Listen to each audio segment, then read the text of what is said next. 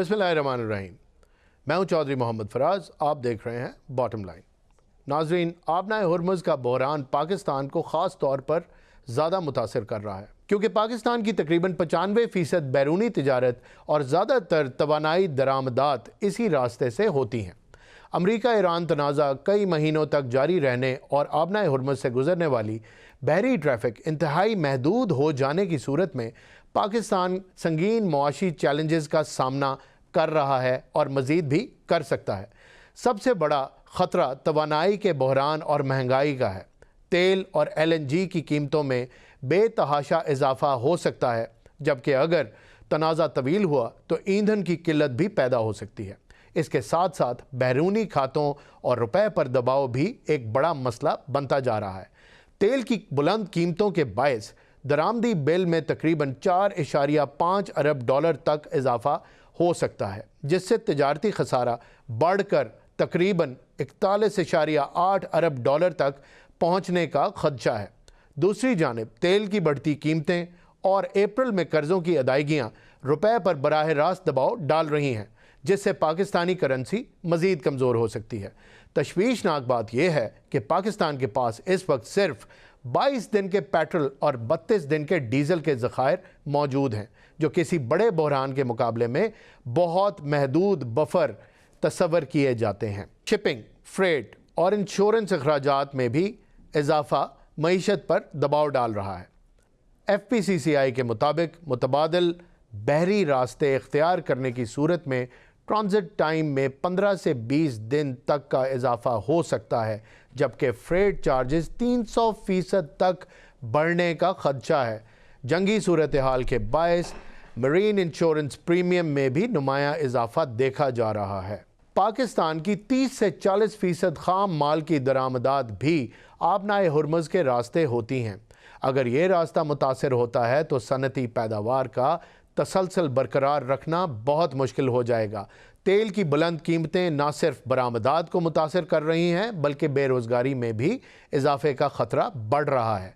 ख़ुसूसन textile और manufacturing sector को बहुत मुश्किलात का सामना है, जहां दरामदी खाम माल की बढ़ती लागत और शिपिंग में ताख़ीर के बायस यूरोपियन यूनियन, बरतानिया और अमरीका के लिए पाकिस्तानी बरामदात की मुसाबकत मुतासर हो रही है। वहीं दूसरी जानिब पाकिस्तान स्टॉक एक्सचेंज में भी शदीद उतार चढ़ाव देखा जा रहा है।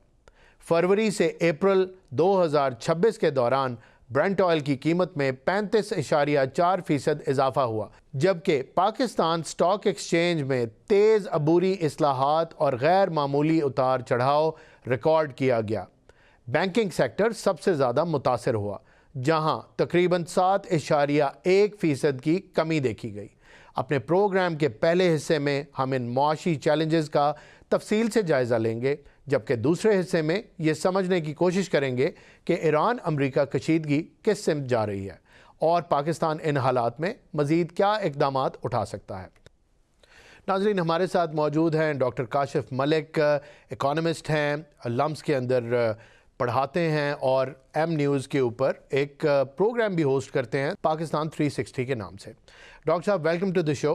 Thank you Faraz for inviting me. Ji doctor साहब, पाइड की रिपोर्ट है कि जो तेल के हवाले से ये हमें एक्स्ट्रा माइल जाना पड़ रहा है और आबनाए हुर्मुज़ की जो पार्शल बंदिश है, ज़ाहिर है पाकिस्तानी वेसल्स तो आ रही हैं, लेकिन उनको एक लंबे रूट से आना पड़ता है, जिसकी वजह से बड़ी इसके अंदर जो इम्प्लिकेशंस, इकोनॉमिक इम्प्लिकेशंस है वो चेंज हो जाती हैं। और पाइड ये कहता है कि 1.8 to 2 बिलियन डॉलर्स का फ़र्क पड़ेगा, यानी इजाफा हो जाएगा सालाना पाकिस्तान की ये जो इसने तेल लेके आना है, गैस LNG लेके आनी है। ये बहुत ह्यूज अमाउंट है। आप कैसे देखते हैं पाकिस्तान कोप कर सकता है in these difficult times and the economic condition that we are in at the moment? आप कैसे देखते हैं सारी सिचुएशन को? जी फराज, देखें, पहले जो बात समझने वाली है वो ये है कि पाकिस्तान की जो रिलायंस है, स्पेशली जो पेट्रोलियम प्रोडक्ट्स हैं, उन पे बहुत ज़्यादा है। जो LNG है इस वक्त वो तकरीबन हमारा जो बिजली प्रोड्यूस होती है उसका 25% LNG प्रोड्यूस कर रही है। LNG का इतना बड़ा मसला नहीं है जितना पेट्रोलियम प्रोडक्ट्स का मसला है। और अभी आपने जो पाइड की स्टडी का रेफरेंस दिया है, मैं आपको और भी सादा अल्फाज में समझाता हूँ। आप इमेजिन करें कि अगर तेल जो है वो $10 पर बैरल महंगा हो जाता है, ठीक है, اگر وہ $10 پر بیرل مہنگا ہو جاتا ہے تو ہمارا جو اینول بل ہے، جو ہم تقریباً 1/3 ہم پے کرتے ہیں جی اپنی ٹوٹل امپورٹ بل کا 1/3 ہمارا چلا جاتا ہے پیٹرولیم پروڈکٹس کے بل میں. جی تو وہ جو بل ہے وہ تقریباً $2 ارب سے بڑھ جائے گا. اب وہ اتنا زیادہ مین ڈینٹ ڈالے گا ہمارے اوور آل جو بیلنس آف پیمنٹ کرائسس ہے. دیکھیں نا، ہم کتنے سالوں سے آئی ایم ایف کے پاس 24واں آئی ایم ایف پروگرام چل رہا ہے. جی آئی ایم ایف کے پاس ہم اس لیے جاتے ہیں کیونکہ ہماری جو ایکسپورٹ ریسیٹس ہیں اور جو امپورٹ پیمنٹس ہیں ان کا فرق اتنا بڑا ہوتا ہے کہ ہمارے پاس اتنے ڈالرز نہیں ہوتے، جس کی وجہ سے ہم اس ایکسٹرنل جو ڈیٹ ہم سسٹین نہیں کر پاتے، تو ہمیں آئی ایم ایف کے پاس جانا پڑ جاتا ہے. اور پھر اس کے بعد آئی ایم ایف جو ہے وہ ظاہری بات ہے اپنی پالیسیز لے کے آتا ہے. وہ کہتا ہے کہ آپ اپنی چیزوں کو فکس کریں، سبسڈیز ختم کریں، اور اس کی ایک پولیٹیکل کاسٹ ہوتی ہے جو کہ ہمیں نظر آتی ہے. تو دیکھیں، پہلی چیز تو یہ ہے کہ اس میں یہ جو شاک آیا ہے یہ ایک ایکسٹرنل شاک ہے. جی اس میں پاکستان میں کسی گورنمنٹ کا قصور نہیں ہے، اور یہ خالی پاکستان کا مسئلہ نہیں، پوری دنیا میں انرجی کا بہت میجر کرائسس آیا ہے. پاورز جو ہیں بڑی بڑی، چاہے وہ یورپ میں ہوں چاہے جاپان میں ہوں، اتنی بڑی بڑی اکنامک پاورز جو ہیں وہ اپنی نیز پہ آنا شروع ہو گئی ہیں. 20,000 آپ کو پتا ہے کہ فلائٹس کینسل ہو رہی ہیں کہ because there is not enough jet fuel in Europe.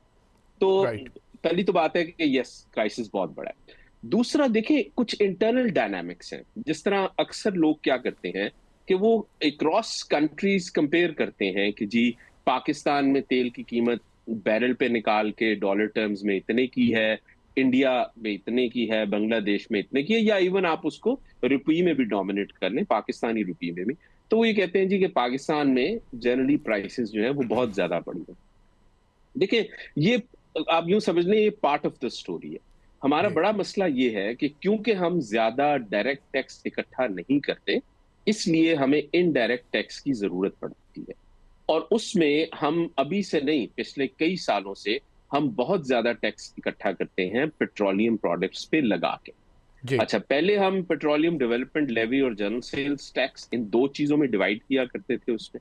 لیکن کیونکہ جنرل سیلز ٹیکس میں جو پیسے آتے تھے وہ آپ کو پھر صوبوں کے ساتھ شیئر کرنے پڑتے تھے این ایف سی ایوارڈ کے تحت. جی تو فیڈرل گورنمنٹ کے پاس کیونکہ بہت زیادہ لائبلٹی ہے، تو اس نے پھر کیا کیا، اس نے کہا اچھا میں سارے کے سارے جو پیسہ ہے وہ پی ڈی ایل میں چارج کر لیتا ہوں. جو پیٹرولیم ڈیولپمنٹ لیوی ہے تو وہ صرف اب فیڈرل پول کا حصہ ہے، تو وہ فیڈرل گورنمنٹ کے پاس پیسے آتے ہیں.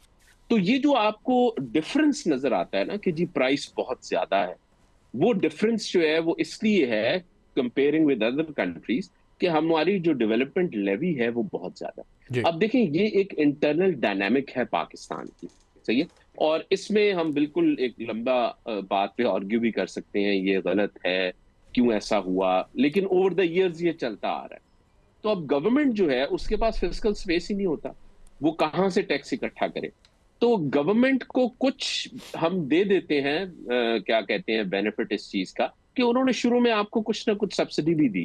جی لیکن ریممبر کہ ہمیں اتنا بیوقوف اور اتنا نائیو نہیں ہونا چاہیے کہ جب اسٹیٹ کبھی سبسڈی دیتی ہے اپنے لوگوں کو، جی تو اس سبسڈی نے آنا بھی تو ٹیکس منی سے ہی ہوتا ہے نا. بالکل تو وہ ٹیکس کا بوجھ تو پڑے گا آپ پہ، ایک طریقے سے پڑے یا دوسری طریقے سے پڑے.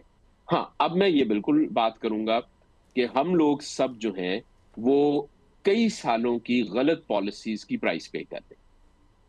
درست اب ہم اس کی ذمہ داری جو ہے وہ ایک گورنمنٹ پہ نہیں ڈال سکتے، ٹھیک ہے. اگر ہمارا پاور سیکٹر جو ہے وہ سفر کر رہا ہے کہ جی آئی پی پیز کے کانٹریکٹ کا معاملہ ہے، بجلی بہت مہنگی ہو گئی ہوئی ہے، آپ کی کیپیسٹی پیمنٹس ہی نہیں ختم ہو رہی، جو ڈیٹس ہیں وہ کہاں سے کہاں پہنچ چکے ہیں، جو پر یونٹ پرائس ہے وہ بہت زیادہ بڑھ گئی ہے. یس، یہ پالیسی فیلیئرز ہیں، اوور دا ایئرز ہیں. آج سے 30 سال پہلے سے گورنمنٹس جو ہے ٹائم ٹو ٹائم غلط فیصلے کرتی رہی ہیں، ٹھیک ہے. تو اور وہ اس یہ کرائسس تو کے اندر پوری ہمیں بہت زیادہ ہرٹ بھی کر رہے ہیں. بالکل آپ جاری رکھیں. جی جی ہمیں تو دیکھیں ایک چیز سمجھ لیں کہ گورنمنٹ جو ہے وہ ہمارے سے ہی ٹیکس لے کے گورنمنٹ چلاتی ہے. جی اب لوگ جب یہ کہتے ہیں کہ وہ زیادہ ٹیکس ہم پہ لگنا چاہیے، ٹھیک ہے، تو وہ بات بالکل ٹھیک ہے. اور اس میں اب دو طریقے ہوتے ہیں، ایک ہوتے ہیں کہ آپ کو جی ڈائریکٹ کیش ٹرانسفر کیے جا رہے ہیں، اور دوسرا یہ ہوتا ہے کہ گورنمنٹ کا کام ہے کہ وہ ایجوکیشن فری دے، ہیلتھ فری دے، انفراسٹرکچر بنا کے دے, سیکیورٹی دے, یہ جو پورے کانسٹیٹیوشن میں جو ایک پورے کا پورا کانٹریکٹ ہوا ہے جو پاکستانی سٹیزنز اور اسٹیٹ کے درمیان ہے. تو سوال یہ ہے, مسئلہ اصل میں یہ ہے کہ اسٹیٹ جو ہے وہ بہت جگہ پہ سروس ڈیلیوری میں بہت ویک ہے. تو جب سروس ڈیلیوری میں وہ ویک ہوتی ہے تو ٹیکس پیئرز جو ہیں وہ خوشی سے ٹیکس پے نہیں کرتے. اسی لیے اگر اس پہ کوئی کوالٹیٹیو اسٹڈی بھی ہو پاکستان میں کہ کتنے لوگ جو ہیں وہ خوشی سے ٹیکس پے کرتے ہیں, تو میرا یہ خیال ہے کہ بہت زیادہ نیگیٹو کیا نام ہے ریزلٹس اس کے آئیں گے. کیونکہ لوگ جو ہیں وہ کہتے ہیں ایون اگر ہم ٹیکس پے بھی کرتے ہیں تو ہم پبلک گڈ اس کے بدلے میں نہیں لیتے. جی اسٹیٹ جو ہے وہ اس طرح ہمیں نہ ایجوکیشن فری دیتی ہے, نہ ہیلتھ دے پاتی ہے, نہ سیکیورٹی اچھی دے پاتی ہے. تو یہ ساری چیزیں ہم پرائیویٹلی افورڈ کرتے ہیں ٹیکس دینے کے باوجود. بالکل. تو یہ ایک مطلب ایک لمبی سی بحث ہے, لیکن ڈاکٹر کاشف بالکل آپ نے بڑی زبردست طریقے سے اس کو سمپلیفائی کیا, لیکن I have to ask you this question. Ahsan Iqbal sahab نے ایک امپریشن دیا as if the petroleum ministry is not doing what it is supposed to be doing, اور ان کے اندر کہیں کوئی گیپ ہے. یہ سچویشن شاید یہ حکومت بہتر طور پہ بھی ہینڈل کر سکتی تھی. Do you agree with this impression, یا حکومت کے پاس اور کوئی آپشن ہی نہیں ہے and what ever it is doing بس یہی ہو سکتا تھا؟ دیکھیں, پہلی تو یہ چیز سمجھیں کہ حکومت کے ہاتھ بندے ہوتے ہیں. ٹھیک ہے, حکومت کے ہاتھ ایک تو بندے ہوتے ہیں کہ ڈومیسٹکلی جو اتنے زیادہ چیلنجز ہیں اور کئی ایسے پاٹس ہیں جن میں انہوں نے پیسے ڈالنے ہیں جو ان کا ایکسپینس ہے وہ انہوں نے کرنا ہے. اور اس کے بعد ایک اور جگہ پہ ان کے ہاتھ کے بندے ہوتے ہیں کہ انہوں نے آئی ایم ایف کو بھی جواب دینا ہے. جس طرح منسٹرز نے کلیئرلی بات کی کہ جی جو پیٹرولیم ڈیولپمنٹ لیوی میں پیسے بڑھائے گئے ہیں اس کا ایک ریزن یہ تھا کہ جی آئی ایم ایف کی کنڈیشنالٹی. تو دیکھیں نا, اصل میں ہوا کیا ہے, ہوا یہ ہے کہ ہم نے جو ٹوٹل ٹیکس اکٹھا کرنا تھا پورے سال میں وہ تقریباً 658 ارب کا شارٹ فال آ گیا. اب 658 ارب کا شارٹ فال کافی بڑا شارٹ فال, بہت بڑا. جی تو اس ٹیکس کو آپ کس طرح پورا کریں گے, کیونکہ شارٹ ٹرم میں ڈائریکٹ ٹیکسز کو انکریز کرنا آسان نہیں ہوتا. ٹھیک ہے, آپ امیجن کریں نا کہ آپ کیا کریں گے, کارپوریشن سے کہیں گے زیادہ انکم ٹیکس دو یا جو کارپوریٹ ٹیکس دو, یا آپ سیلری کلاس سے کہیں گے, یا جو بھی اور ڈائریکٹ ٹیکسز ہیں اس کو کلیکٹ کرنا آسان نہیں ہوتا. تو اسٹیٹ کے لیے بڑا آسان ہوتا ہے کہ وہ ان پروڈکٹس کو ٹیکس کر دے جن کی کنزمپشن لوگوں کے لیے ان الاسٹک ہوتی ہے یا انہوں نے کرنی ہی کرنی ہے. اگر آپ پرائز بڑھائیں گے بھی تو وہ کنزمپشن تھوڑی سی کم کریں گے, لیکن کیونکہ وہ ان کی نیڈ ہے تو انہوں نے کنزیوم کرنا ہے. ٹھیک ہے, اسی لیے آپ دیکھیں کہ پاکستان میں پیٹرولیم پروڈکٹس ہوں, آپ کے گیس کے بل ہوں, بجلی کے بل ہوں, آپ کے ڈبوں والے دودھ ہوں چاہے وہ لوکل پروڈیوس ہو رہے ہیں, پالش ہو, صابن ہو, تو جتنی چیزیں کنزیوم گڈز ہیں یا سروسز ہیں تو اسٹیٹ ان پہ جنرل سیلز ٹیکس لگا دیتی ہے, اور یہ جو ہے انڈائریکٹ ٹیکس ہوتا ہے. ڈاکٹر صاحب ان ادر ورڈز تو پھر جو عام انسان ہے پاکستان میں اس کے گردن کے گرد جو مہنگائی کا پھندا ہے وہ تو تنگ ہوتا چلا جا رہا ہے. یہ ساری کی ساری چیزیں تو بڑی خطرناک سمت میں اشارہ کر رہی ہیں. جی فراز, مسئلہ یہ ہے کہ یہ ڈبل ایج سوارڈ یعنی یہ دو دھاری تلوار بن جاتی ہے. اس لیے بن جاتی ہے کہ جب پیٹرولیم پروڈکٹس کی قیمتیں بڑھتی ہیں جی تو آپ کا جو ڈومیسٹک ٹریڈ ہے نا, جو ڈومیسٹک ٹریڈ ہے, میں آسان الفاظ میں اگر بیان کروں کہ سوات سے آڑو نے اسلام آباد آنا ہے, تو ظاہر ہے ٹرانسپورٹ ہونا ہے, یا ہاں اس نے ڈیزل پہ آنا ہے. بالکل. تو جیسا ہی کرایہ بڑھے گا اس ڈیزل کا, اس کی پرائس ٹرانسفر ہو جائے گی آڑو کی پرائس میں. بالکل ٹھیک ہے, تو جیسے ہی پاکستان میں جو انفلیشنری پریشر آتے ہیں زیادہ تر جن کو ہم مہنگائی کا طوفان کہتے ہیں, ان میں اس دفعہ جو مہنگائی کا طوفان آ رہا ہے اس کی بنیادی وجہ پیٹرولیم پروڈکٹس میں انکریز ہے. اسی لیے آپ دیکھیں کہ شروع میں گورنمنٹ نے یہ کیا تھا کہ جو ڈیزل کی پرائس تھی جو بہت زیادہ سفر کے لیے استعمال ہوتا ہے کہ لوگوں نے ایک شہر سے دوسرے شہر جانا ہے, اور جو ڈومیسٹک ٹریڈ ہے آپ کا وہ اس پہ چل رہا ہوتا ہے, تو انہوں نے اس سے پیٹرولیم ڈیولپمنٹ لیوی زیرو کر کے کوشش کی کہ کسی طرح ہم کوئی ریلیف دے سکیں, اور زیادہ لگا دیا پیٹرول پہ. لیکن یہ تھا کہ اس سے بھی پیسے پورے نہیں ہو رہے تھے, تو اس لیے ان دی اینڈ ان کو دوبارہ جو ہے وہ پیٹرولیم ڈیولپمنٹ لیوی لگانی پڑی. تو مطلب مشکل بات یہ ہے کہ ہمارا جو دیکھیں جو سینسٹیو پرائس انڈیکس ہے جن میں وہ پروڈکٹس آتے ہیں مہنگائی کی ایک میجرمنٹ ہے جس میں زیادہ تر وہ پروڈکٹس آتے ہیں جو ہمارے غریب آدمی زیادہ کنزیوم کرتا ہے، وہ 15% پہ چلا گیا ہے، اور یہ بالکل بہت زیادہ تیزی سے انکریز ہو رہا ہے۔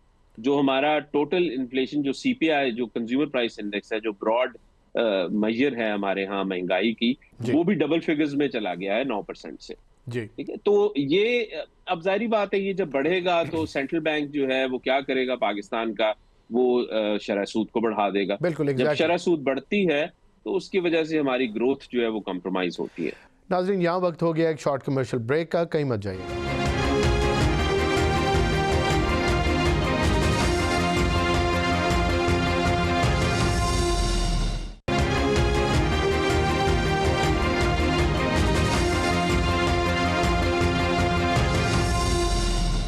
ویلکم بیک ناظرین، گفتگو کو آگے بڑھاتے ہیں۔ ڈاکٹر صاحب یہ تو سیمز لائک کیچ 22، لیکن اس کے اوپر پھر بات کریں کہ پاکستان کے پاس تو صرف 22 دن کا پیٹرول ہے اور 32 دن کا ڈیزل رہ گیا ہے، اور یہ معاملہ آپ دیکھ رہے ہیں، ظاہر ہے on the political front it is not settling, we have positive statements, then we have negative statements, and then at the end یہ کچھ وہاں پہ بھی ڈیڈ لاک ہی ہے۔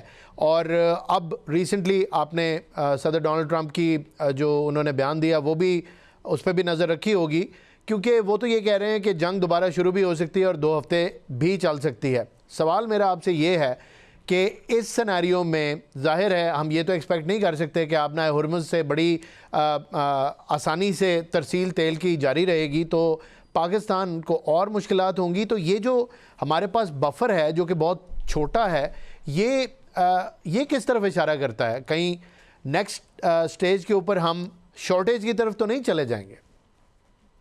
فراز دیکھیں، اگر تو اللہ نہ کرے کہ کوئی جنگ جو ہے وہ زیادہ دوبارہ چھڑے، اس کی وجہ یہ ہے کہ اگر سیریس جنگ دوبارہ چھڑتی ہے جی تو اس دفعہ اگر ریڈ سی بھی بند کر دیا گیا، اور اس کی وجہ سے مطلب ہوتیز نے اگر باب المندب کی بات کر رہے ہیں، جی باب المندب جو ہے وہ جی بند کر دیا، سوئز کنال بند ہو گئی، جی، اسٹریٹ آف ہارموز بند آلریڈی بند ہے، تو یہ تو تقریباً آئل پرائسز تو 35-40% آف دا ورلڈز آئل کی ترسیل کے اوپر فرق جی ڈال جی دے گی۔ جی جی یہ تو پھر مطلب، اور یہ وہ آئل ہے جو سب سے زیادہ ایشیا کے لیے سینسٹیو ہے، ایگزیکٹلی اور آف کورس ہمارے لیے تو سو اس صورت میں تو خیر پاکستان نہیں، پھر تو سارے دنیا ہی کرے گی۔ جی اکنامکس کی نظر سے ہم دیکھیں تو میرا نہیں خیال یہ کسی کے لیے سوٹ کرتا ہے۔ ہاں اگر کوئی بالکل ہی میرے دماغ سے فارغ لوگ اگر دنیا چلانے لگ گئے ہیں تو وہ پھر اپنے آپ کو بھی تباہ کریں گے اور دنیا کو بھی تباہ کریں گے۔ بالکل لیکن اس صورت میں تو خیر پاکستان کیا، بہت بڑے بڑے کنٹریز کے ریزروز جو ہیں وہ ایٹ سٹیک آ جائیں گے۔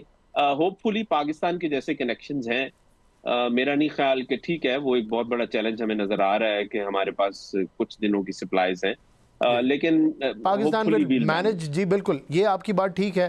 یہ تو because we are privy to the political situation and we know how good Pakistan's diplomacy is, اور خاص طور پہ پچھلے کچھ عرصے میں جو وننگ کمبینیشن پاکستان نے بنایا دا سول ملٹری لیڈرشپ، اس کی وجہ سے تو ظاہر ہے ہمیں ابھی بھی آسانی ہے کہ اویلیبلٹی کا ایشو نہیں ہے، لیکن ظاہر ہے ہم جب انالائز کرتے ہیں چیزوں کو تو بہت ساری چیزیں ہمیں دیکھنی پڑتی ہیں، اور یہ سینیریو بھی ایک ہے کہ اف گاڈ فوربڈ اگر یہاں پہ اس طرح کا مسئلہ ہو جائے تو ظاہر ہے بہت بحران بڑھ جائے گا۔ اگلا سوال میرا آپ سے یہ ہے کہ پاکستان کی حکومت کا اس کے اندر اتنا زیادہ عمل دخل نہیں، یہ کچھ کر نہیں سکتے، گنجائش بہت کم ہے، آپ نے فرما دیا، لیکن یہ بتائیے گا کہ کون سے ایسے اقدامات ہیں جو آپ ایز این اکانومسٹ دیکھتے ہیں کہ پاکستان کی گورنمنٹ ابھی کر سکتی ہے عوام کو ریلیف دینے کے لیے یا اس سچویشن میں کچھ بہتری لانے کے لیے؟ Is there anything that the government has, اور کچھ بھی نہیں کر سکتے؟ دیکھیں، اگر تو آپ یہ کہہ رہے ہیں کہ گورنمنٹ جو ہے وہ کوئی ڈائریکٹ فائدہ پہنچائے گی لوگوں کو in terms of financial transfers, جی تو گورنمنٹ کے پاس تو سپیس بہت کم ہے، نہ ہونے کے مطابق ہے، ٹھیک، تو وہ تو ایگزسٹ نہیں کرتا ہے۔ ہاں لیکن کچھ ایسے کام کیے جا سکتے ہیں جس کے تھرو آپ کم از کم بزنسز کو، جو اسپیشلی اسمال بزنسز ہیں، ان کو تھوڑا سا روم دینا شروع کر دیں، جی تھوڑا سا بیٹھے بزنس مین کے ساتھ، کیونکہ دیکھیں ہماری بہت بڑی جو لیبر ہے جو کہ کام کرتی ہے بالکل وہ انفارمل سیکٹر میں ہے، جی اب پاکستان کی بدقسمتی کہہ لیں یا جو بھی کہہ لیں، ہمارے جو مارکیٹس میں جانے کے اوقات ہیں وہ بڑے بڑے آڈ سے ہے، اگر ہم اس کو یورپ یا دوسرے ملکوں کے ساتھ کمپیئر کریں، جی کیونکہ ہم خریداری کرتے ہی شام کے وقت ہیں. بالکل. تو اب یہ ایک بہت بڑا ٹریڈ آف کیا نام ہے بن جاتا ہے. اسٹیٹ جو ہے وہ یہ کہتی تو ہے کہ کیونکہ انرجی پروڈکشن کے معاملات ہیں، سب سے زیادہ بجلی جو ہے وہ ان پیک آورز میں پروڈیوس ہوتی ہے، اگر ہم مارکیٹ، شادی گھر، باقی چیزیں بند کر دیں گے جی تو بچت ہو جاتی ہے. لیکن دوسری طرف ٹریڈ آف یہ ہے کہ اگر اس وقت جو جو بائنگ اینڈ آپ سیلنگ چل رہی بزنس ہوتی ہے، ایکٹیویٹی جو لوز بیک، کر دیتے ہیں. جی ہاں جو بائنگ اینڈ سیلنگ چل رہی ہوتی ہے، وہ جو economic activity, business activity, wages آ رہی ہیں لوگوں کی، لوگوں کے گھر چل رہے ہیں، جی وہ اگر اس کا نقصان اگر وہ 20-25 ارب سے زیادہ ہو جاتا ہے، جو کہ ہم بجلی کی مد میں بچانا چاہ رہے ہیں پیک آورز کی، اس کو کیا نام ہے کر کے، جی تو وہ انہیں ضرور دیکھنا چاہیے کہ ہم اس کو کس طرح اس ٹریڈ آف میں کیا یہ واقعی ورتھ اٹ ہے کہ نہیں ہے، یا لوگوں کا نقصان جو ہے وہ اس سے زیادہ ہو رہا ہے. اور بالکل دوسرا ٹھیک. یہ ہے کہ دیکھیں ابھی کوشش تو ان کو کرنی چاہیے کہ جو بڑے بزنسز ہیں ان کو بالکل تھوڑی سی ٹیکس ریلیف دینی چاہیے، بالکل ٹھیک. کیونکہ پاکستان میں پہلے ہی گروتھ جو ہے وہ 2-3% پہ چلتی رہی ہے. ہماری جیسی اکانومی کو کم از کم 5 سے 6% گرو کرنا ہے اگر ہم چاہتے ہیں کہ جو نئے لوگ جو ہیں وہ جاب مارکیٹ میں آتے ہیں تو ان کو ہم نے امپلائمنٹ کی اپرچونٹیز دینی ہے، ان کو ہم نے، تاکہ ان کی انکم بڑھے اور وہ اس اکنامک ایکٹیویٹی کا حصہ بنے. سو جی پہلے ہی اکانومی جو ہے وہ کافی زیادہ مشکلوں میں ہے، اور اب اگر انفلیشن بڑھ جاتی ہے تو وہ دوبارہ گروتھ کو کیا نام ہے مارنا شروع کر دیں گے. تو یہ ایک بڑا چیلنج ہے. There is no one answer to this of course. لیکن یہ ہے کہ جی میں ایک سائٹ پہ یہ بات کرتا چلوں کہ آپ دیکھیں پاکستان میں لوگ جو ہیں وہ زیادہ تر اپنی مدد آپ کے تحت ہی سروائیو کرتے ہیں، بالکل. اور اسٹیٹ جو ہے وہ تو کوشش کر رہی ہوتی ہے کہ لوگوں کو کہیں سے سکھ نہ ملے. لوگوں نے جب رو رو کے سولر لگا لیا، اور آج یہ خود منسٹرز جو ہیں ان کے، وہ اس چیز کا کریڈٹ لینے کی کوشش کرتے ہیں کہ ہم بڑے پرو سولر ہیں، اور اس سولر نے آپ کو ان کرائسس کے ٹائم میں بچایا بہت ہے. ہیلپ دی ہے. کہ بالکل بالکل آپ کہ ٹھیک کہہ رہے پاکستان کا جو بہت سی آف گریڈ پروڈکشن بھی اور ایون ہیں. آن گریڈ میں بھی بہت بڑا کنٹریبیوشن ہے سولر کا. جی جی تو سولرائزیشن پاکستان میں بہت کرنی چاہیے. سو پاکستان کو ان شاک سے بچنے کے لیے، دیکھیں ہمارا ایک اور بہت بڑا مسئلہ یہ ہے کہ ہم ایڈہاکزم پہ چلتے ہیں کہ جیسے ہی کوئی معاملہ آتا ہے جی تو ہماری آنکھیں کھل جاتی ہیں اب کیا کرنا ہے. بالکل. ہمیں تھوڑی سی اپنی اسٹریٹجی کو لانگ ٹرم بنانا ہے. اگر کچھ ایسے میجر لیکس ہیں جو کہ ہمیں نظر آ گئے ہیں کہ یار کوئی کرائسس آیا جی انٹرنیشنل، کوئی شوق آیا، کوئی کانفلکٹ ہوا، جی تو ہماری اکانومی تو بہت زیادہ پرون ہے ان سے. تو ہمیں کرنا چاہیے کہ ہمیں we have to move away from this petroleum reliance. بالکل آپ کو ٹھیک. میسولی پاکستان میں جو پاور پروڈکشن کا معاملہ ہے، سولرائزیشن کی طرف جائیں، کلین انرجی کی طرف جائیں، اور دوسری طرف آپ الیکٹرک ایویز کی طرف آئیں. بالکل. ٹھیک ہے، اور کوشش کریں کہ جو ٹو ویلر جو سب سے زیادہ پیٹرول کنزیوم کر رہے ہیں، آپ جی ان کو سب سے پہلے انسینٹیوائز کریں، ٹیکسز ان پہ کم کریں.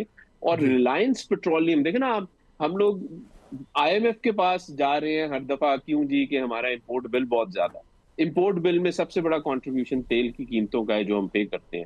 بالکل. تو آپ اس کو کم کریں اوور دا ایئرس بالکل ٹھیک. جتنا میکسیمم ہو سکے. بالکل ٹھیک. ڈاکٹر صاحب ایک چھوٹا سا کامنٹ کر دیں. ہمیں لوکل انڈسٹری لگانی ہے، ہم نے چیزیں ایکسپورٹ کرنی ہیں، ہم نے اس طرح سے ترقی کرنی ہے. پھر آپ نے آلریڈی بڑی اچھی مفید باتیں بتائیں کہ کلین انرجی کی طرف جائیں، اور یہ جو بائکس اور یہ جو چھوٹے وہیکلز ہیں ان کے اندر پیٹرول کی کھپت بہت زیادہ ہے، ان سے جان چھڑائیں. یہ انیشیٹیوز تو لینے پڑیں گے، اس میں ٹائم لگے گا.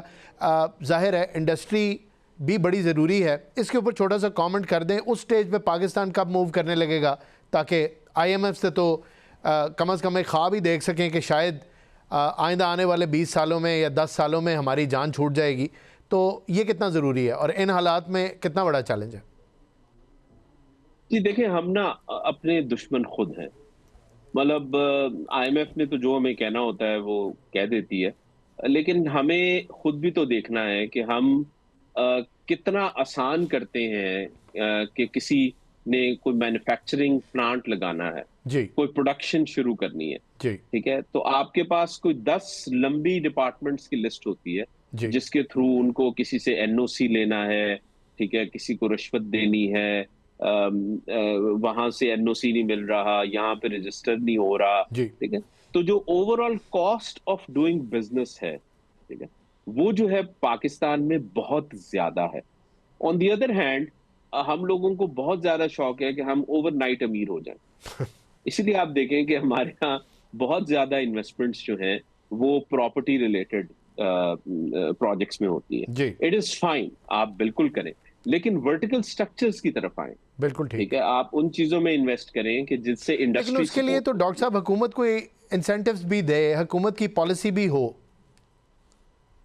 دیکھیں ابھی کچھ نہ کچھ انسینٹیو تو سلیکٹیولی انہوں نے ٹیکسٹائل سیکٹر کو بھی دیا تھا, بالکل.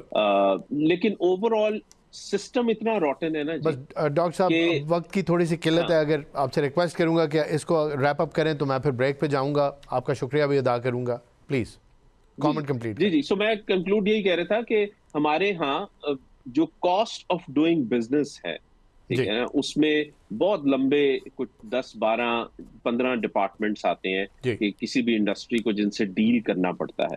تو جی ان ڈپارٹمنٹس ریڈ کو ٹیپزم کو آپ ختم ایک کرنا ہوگا. جی اچھے ادارے بنائیں, ٹرانسپیرنٹ سسٹم بنائیں, اور کانٹریکٹ کی انفورسمنٹ کو انشور کریں. کوئی بھی بزنس مین جو ہے, ویری کوئی ویلڈ بھی پوائنٹ. انڈسٹریلسٹ جو ہے, جب تک کانٹریکٹ انفورسمنٹ نہیں ہوتی وہ انسیکیور رہتا ہے, اور وہ بالکل پھر انفارمل مینز کے تھرو اپنے بزنسز جو ہے وہ یا اپنے معاملات کو فکس کرواتا ہے, اور ڈاکٹر جو کاشف کروا لیتے بالکل ہیں. جی بالکل بالکل ڈاکٹر کاشف, آپ کا پوائنٹ آ گیا, ہمیں وقت دینے کا بہت شکریہ. ناظرین یہاں وقت ہو گیا ایک شارٹ کمرشل بریک کا, کہیں مت جائیے گا. بریک کے بعد واپس آتے ہیں تو گفتگو کے سلسلے کو آگے بڑھائیں گے.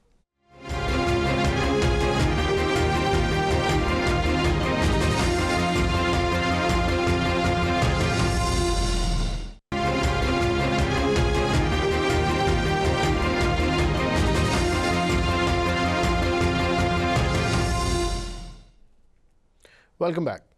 ناظرین پروگرام کے سیکنڈ پارٹ میں ہم ڈسکس کریں گے کہ کیسے ایران اور امریکہ پاکستان کی کوششوں سے اپنے مسئلے کو حل کر سکتے ہیں یا نہیں کر سکتے, اور یہ معاملہ کہاں جا رہا ہے.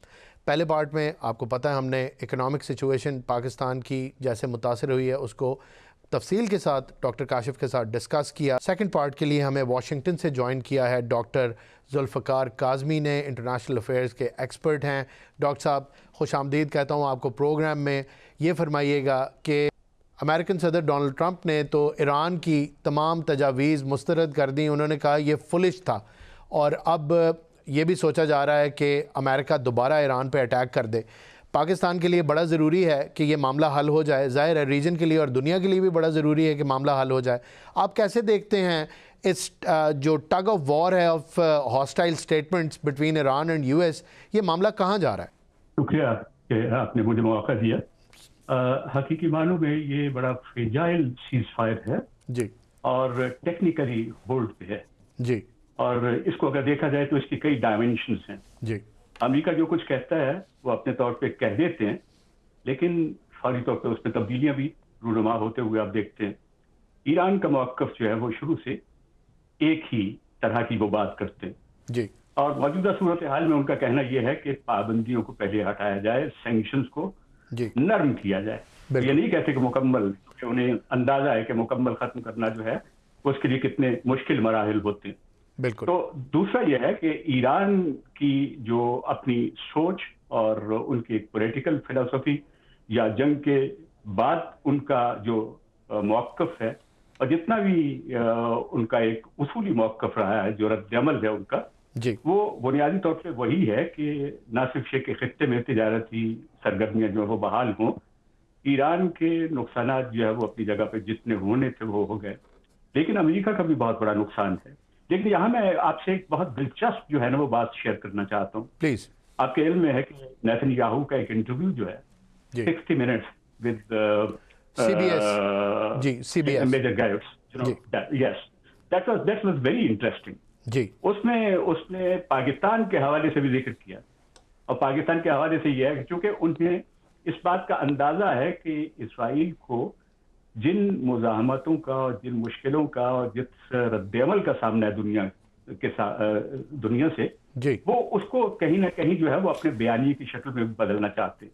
ان کا کہنا یہ ہے کہ اسرائیل کی حمایت میں اب بھی لوگ ہیں، حالانکہ نہیں ہیں، اور امریکہ میں اور دنیا کے تمام ملکوں کے اندر ان کی حمایت کو اور ان کے تمام معاملات کو جس طرح سے دنیا نے ایک مزاحمتی عمل سے گزارا. لوگ یہ سمجھتے ہیں کہ اسرائیل کا موقف جو ہے وہ کیا تھا اور کیسا ہونا چاہیے تھا، انہوں نے غزہ میں اور فلسطین میں اور دوسری چیزوں پہ.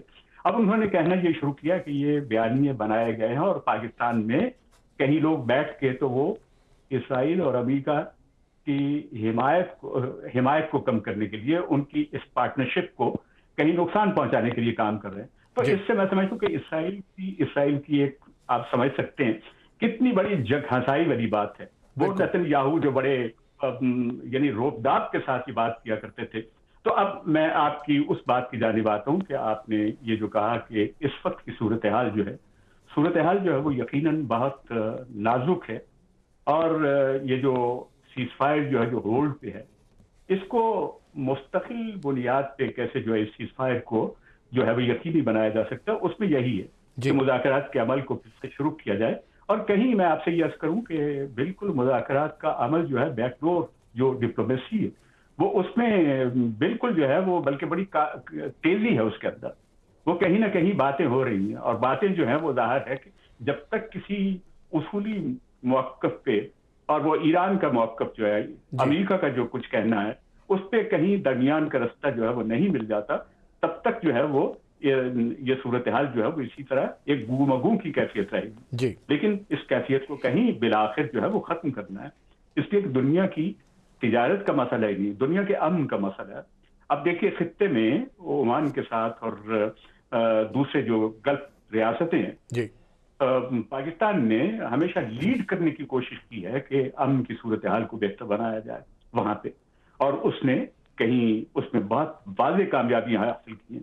دنیا اس کی معترف بھی ہے. بالکل. لیکن پاکستان کی ان کوششوں کو اصولی طور پہ سمجھنے کی بھی ضرورت ہے.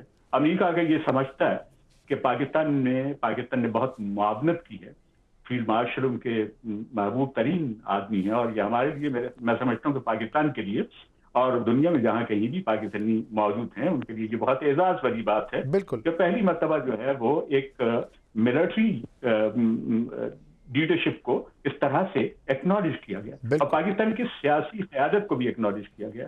تو یہ باتیں تو اپنی جگہ پہ ہیں، لیکن یہ دیکھنا یہ ہے کہ پاکستان کی اس سوچ کو، پاکستان کی اس میڈیشن کو، اور گلف ریاستیں جس طریقے سے امریکہ کی امداد کرنا چاہتی ہیں، امریکہ اس میں کس طرح سے پیش رفت کرنا چاہتا ہے. اور اس میں دو تین چیزیں بہت واضح ہیں.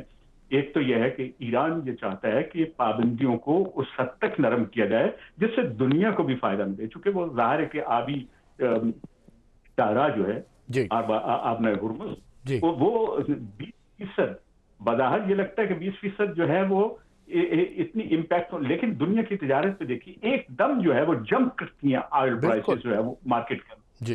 اور یہ بھی ایک صورتحال. اس کے ساتھ ساتھ یہ ہے کہ ایران یہ کہتا ہے کہ اگر ان کی ان شرائط کو جو وہ امریکہ کے سامنے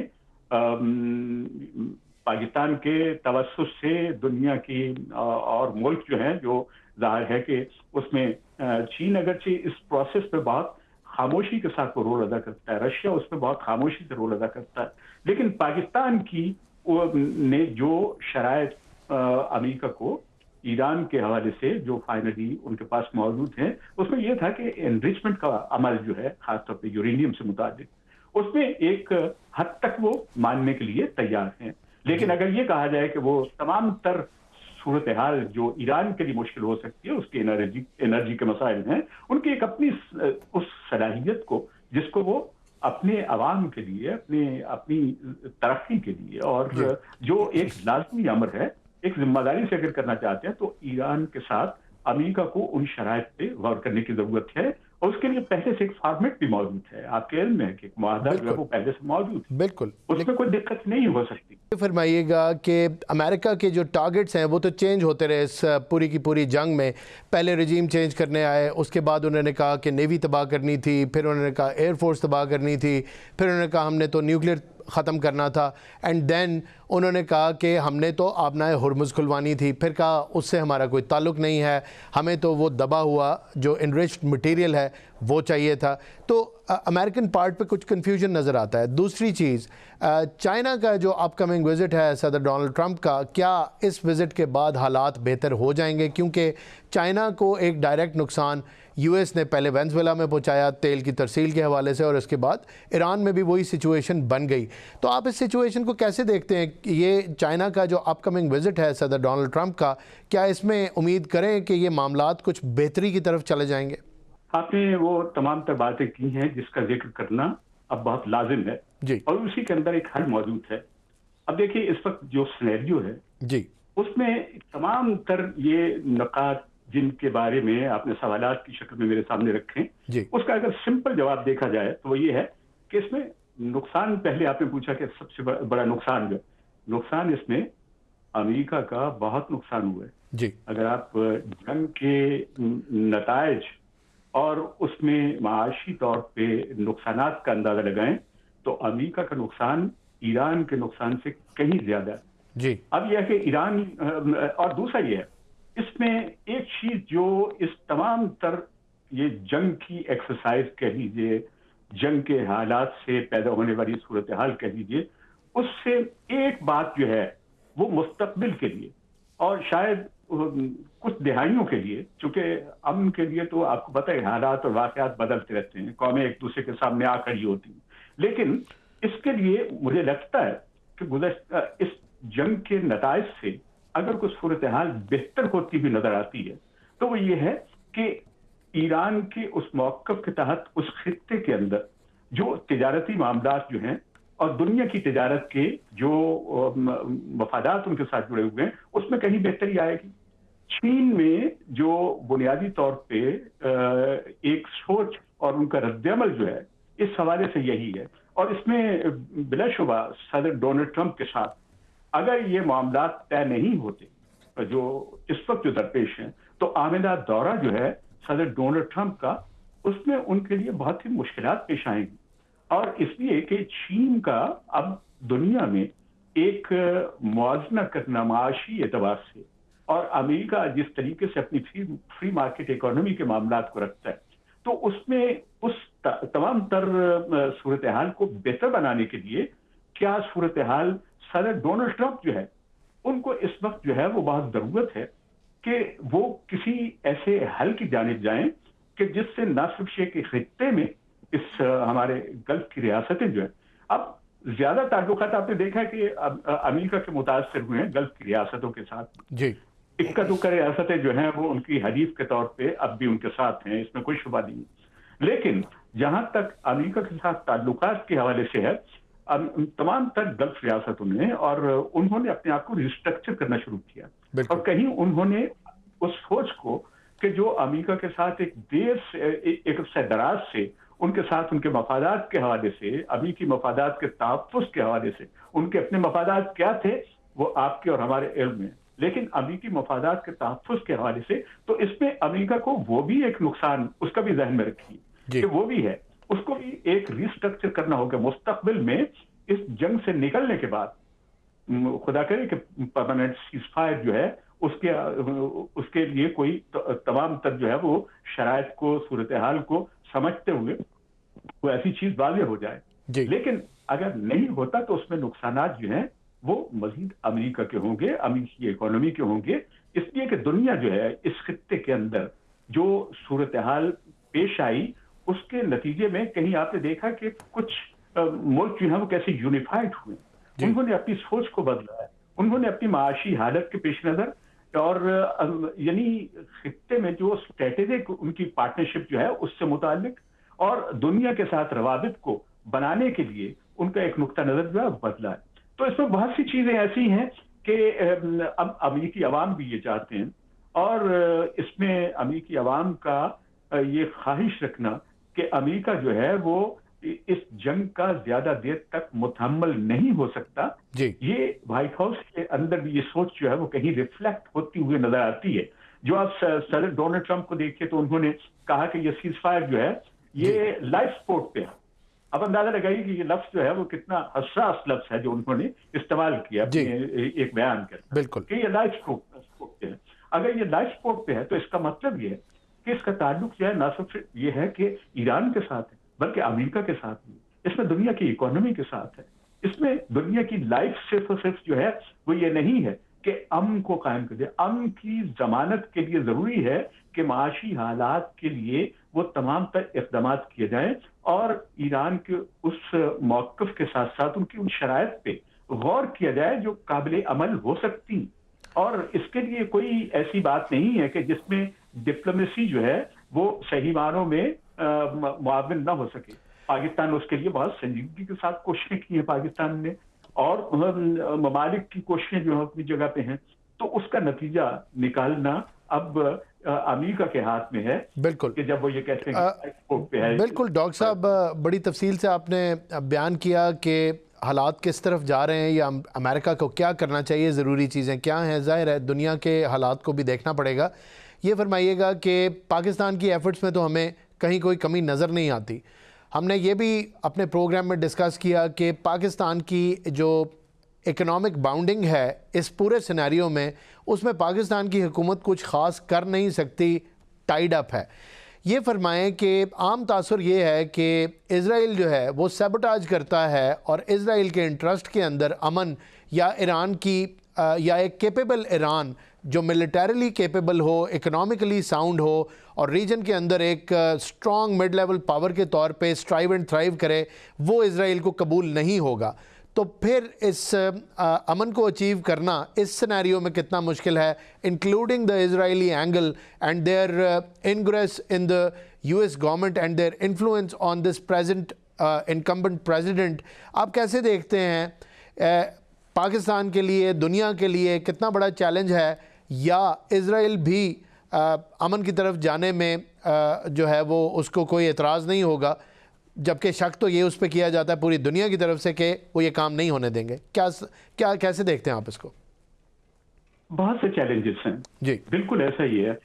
اسرائیل اب بنیادی طور پہ اپنی اس ضد پہ تو قائم ہے جی, اور الزامات کی آپ نے دیکھا ہے کہ ایک بھرمار ہے اس کی جانب سے جی اس لیے کہ اس کے پاس اب کوئی چارہ کار نہیں. انہوں نے ایران کی اس کیپیبلٹی کو کہ جہاں امریکہ بھی جنگ میں انوالو ہو گیا, اسرائیل بھی ان کے ساتھ جو جنگ پہ جس طریقے سے دنیا نے اس منظرنامے کو دیکھا, جی اس کے باوجود ایران کی اس صلاحیت کو, جنگی صلاحیت کو, جی عسکری صلاحیت کو اور ان کی اس کیپیبلٹی کو جس کو ایک قوم کا ایک متحد ہونا جو ہے, پہلے ان کے ذہن میں یہ تھا کہ شاید اس سے ایک رجیم چینج سے وہاں پہ کوئی صورتحال جو ہے وہ تبدیل ہو سکتی, لیکن جب انہوں نے دیکھا کہ یہ قوم جو ہے یہ تو اپنے طور پر اس طرح سے یونیفائڈ ہے کہ جس کا ہمیں اندازہ اس طریقے سے نہیں تھا, اور اگر اندازہ تھا بھی تو وہ اندازہ وہ تھا کہ جو بالکل غلط نکلا ان کا. جی تو اب صورتحال یہ ہے کہ ایران کی اس کیپیبلٹی کو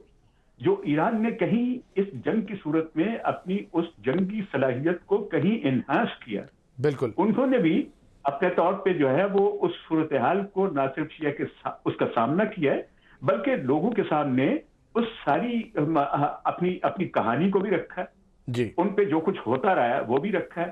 اس کے علاوہ ایران کے اندر جو معاشی مسائل جو ہیں وہ اپنے طور پہ انہیں ہینڈل کرنے کی ان کے اندر صلاحیت موجود ہے, بالکل. جبکہ دنیا کی معیشت جو ہے اس حوالے سے بہت سے خطرات کا شکار ہوئی ہے.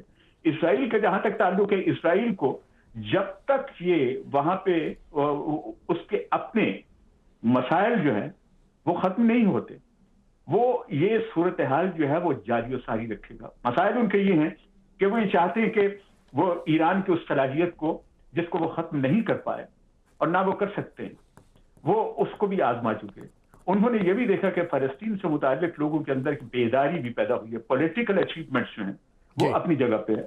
غزہ میں اسرائیل نے جو تسلط وہاں پہ قائم رکھا اس کے نتیجے میں دنیا کا رد عمل جو ہے وہ بھی اپنی جگہ پہ موجود ہے, بالکل. اور امریکہ نے بھی, امریکی عوام نے, جب ہم امریکہ کہتے ہیں تو امریکی عوام کو سب سے پہلے رکھنا چاہیے. جی امریکی عوام نے اسی لیے نتن یاہو کا میں پھر سے وہ ذکر کروں گا کہ 60 منٹس پروگرام میں جی اس کی اپنی ذاتی طور پہ یہ ایک اپنے آپ کو دلاسا دینے والی بات, تسلی دینے والی بات تھی کہ وہ یہ کہتے ہیں کہ پاکستان جو ہے یہ ہمارے اور امریکہ کے درمیان جو ہے یہ اس وقت جو ہے وہ اس تعلق کو اور اس پارٹنرشپ کو اور ان کے ساتھ جو ان کا ایک دیرینہ رشتہ اور تعلق جو ہے اس کو ختم کرنے کے لیے پاکستان کی ضرورت. پاکستان حالانکہ جو ہے پاکستان تو یہ چاہتا تھا کہ اسرائیل کو بھی یہ میسج دیا جائے کہ یہ جنگ اس کے لیے فائدہ مند نہیں ہے. امریکہ کو یہ انہوں نے کہا کہ آپ اس جنگ کو, اب دیکھیں یہ بھی ایک عجیب صورتحال ہے اس وقت دنیا میں کہ امریکہ اور صدر امریکہ ہمارے ڈونلڈ ٹرمپ جو ہے وہ یہ دعویٰ کرتے تھے کہ پاکستان اور انڈیا کے درمیان جنگ ہو رہی تھی, ہم نے رکوا دی. اب پاکستان کی اس صلاحیت کا اندازہ لگائیے کہ بعض اوقات جو ہے وہ آدمی سوچتا ہے کہ دنیا میں حالات کتنی تیزی سے تبدیل ہوتے ہیں. اب یہی وہ پاکستان ہے جس کے بارے میں صدر ڈونلڈ ٹرمپ کہتے ہیں کہ پاکستان نے امریکہ اور ایران کے درمیان جنگ رکوا دی وقتی طور پر. بالکل, آپ نے بڑی اہم طرف اشارہ کیا. جی ڈاکٹر صاحب, بالکل. ڈاکٹر صاحب آپ کے معاشی حالات, جی پلیز آپ کمپلیٹ کریں, پروگرام کا وقت ختم ہو رہا ہے, آپ کلوزنگ کامنٹس دے دیں اپنے. بالکل صرف میری گزارش یہ ہے کہ موجودہ حالات میں جو ایران نے جس صورتحال کا سامنا کیا وہ اس کے نتیجے میں یہ چاہتا ہے کہ اب ان سینکشنز کو ختم کیا جائے. درست, سینکشنز کی ایک لیول پہ ختم کر دیا جائے تاکہ دنیا کی معیشت جو ہے وہ اس میں آسانیاں پیدا ہوں. امریکہ کو یہ چاہیے کہ وہ ان شرائط پہ غور کرے جس سے ایک پرماننٹ سیز فائر ہو سکے, اور اسرائیل کے لیے یہ پیغام یہی ہو سکتا ہے دنیا کی جانب سے, اور اس جنگ کے بعد جو ایک واضح صورتحال جو ہے وہ یہی ہے کہ اسرائیل کو اپنی اس صلاحیت کو اب آزمانے کی ضرورت نہیں ہے. دنیا دیکھ چکی کہ وہ جو کچھ کر سکتا تھا. ایران اپنی جگہ پہ کھڑا ہے, امریکہ کے تعلقات پاکستان کے ساتھ دنیا کے ساتھ بہتر ہوئے ہیں. اسرائیل کو اس پہ غور کرنا چاہیے. ڈاکٹر صاحب آپ کے وقت کا بہت بہت شکریہ. ناظرین آپ نے گفتگو سنی. یہ بڑی اہم بات ہے کہ اگر اس دنیا کے اندر اکنامک پراسپیرٹی نے آنا ہے یا کرائسس نے ٹلنا ہے, جو کہ اکنامک جس سے یہ ریجن اور دنیا گزر رہی ہے, تو اس مسئلے کے حل کو نکلنا ہوگا. ریئلائزیشن امریکہ کو بھی کرنی پڑے گی, ایران کے لیجٹیمیٹ جو ڈیمانڈز ہیں وہ پورے ہو جائیں, فلیکسیبلٹی ایران کو بھی دکھانی پڑے گی, اور اسرائیل کو بھی یہ سوچنا پڑے گا کہ ایران ایک طاقتور ملک ہے, اس ریجن کے اندر ایک تگڑی مڈ لیول پاور ہے, اور جو اسرائیل کر سکتا تھا وہ اس نے کر کے دیکھ لیا. اب اس کو ایران کی اس ڈومینیشن کو تسلیم کرنا پڑے گا, ایران کی حقیقت کو تسلیم کرنا پڑے گا, اور امن کی طرف جانا سب کے فائدے میں. پروگرام کا وقت ختم ہو گیا, مجھے اجازت دیجیے. اللہ حافظ.